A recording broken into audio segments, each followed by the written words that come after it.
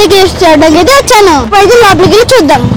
Ticket తీసుకున్నాం. పెద్దవాళ్ళకి అయితే 25 రూపీస్, చిన్నవాళ్ళకి 1000. అయితే లోపలికి వెళ్ళిపోదాం. మనం వెళ్ళే వేక్ అయితే గార్డెనింగ్ ఎంత బాగా చేశారో. ఇదే ఉండవల్లికే ఏంటి ఇప్పుడు ఇన్ని మెట్లు ఎక్కాలా? అమ్మా, అసలు మన పూర్వీకులు రాయి మీద ఎలా చెక్కారబ్బా, చాలా గ్రేట్ కదా. మళ్ళీ చాలా డిజైన్స్ తో కూడా చెక్కుతారు. ఇప్పుడైతే లోపలికి వెళ్దాం. కేసులకి అయితే వచ్చేసాను.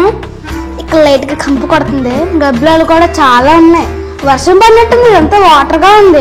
క్రీస్తు శకం 420 సంవత్సరంలో కట్టారంట. ఒకసారి పైకి చూద్దాం రండి. ఇప్పుడు 3వ ఫ్లోర్ కి అయితే వెళ్దాం. ఇక్కడ మునులు ఋషులు వచ్చి తపస్సులు చేసుకునేవారంట. ఇక్కడ చూస్తుంటే ప్రకృతి ఎంత బాగుందో చూడండి. ఇక్కడ చూస్తుంటే ప్రకృతి ఎంత బాగుందో చూడండి. ఇక్కడే మునులు ఋషులు కూర్చొని తపస్సు చేసేవారంట. ఈ చిన్న చిన్న విగ్రహాలు భలే చెక్కారు కదా. వీటి పేరైతే నాకు తెలియదు, మీకు తెలిస్తే కామెంట్ చేయండి. ఇక్కడైతే అనంత పద్మనాభ స్వామి విగ్రహం కూడా ఉంది. నాతో పాటు మీకు కూడా చూపిస్తాను రండి. ఈయనంట ఆయన.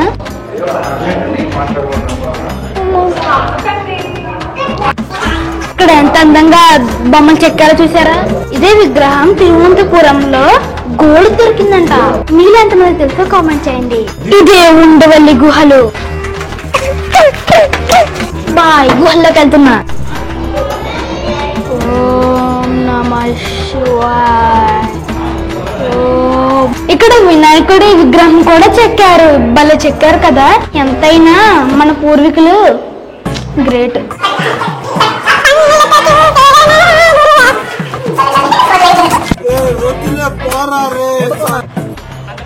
నేనైతే ఎప్పుడు ఇలాంటి చెక్కడాలను ఎప్పుడు చూడలేదు, ఫస్ట్ టైం చూస్తున్నాను. కానీ చాలా బాగా చెక్కారు మన పూర్వీకులు. సూపర్ ఉంది. మీరు ఎప్పుడైనా విజయవాడ వస్తే ఈ ఉండవల్లి కేవ్స్ కూడా విజిట్ చేయండి. ఇక్కడైతే ఫుడ్ నాట్ అలౌడ్. కానీ సైలెంట్ గా బ్యాగ్ లో వేసుకుని అయితే వచ్చాను.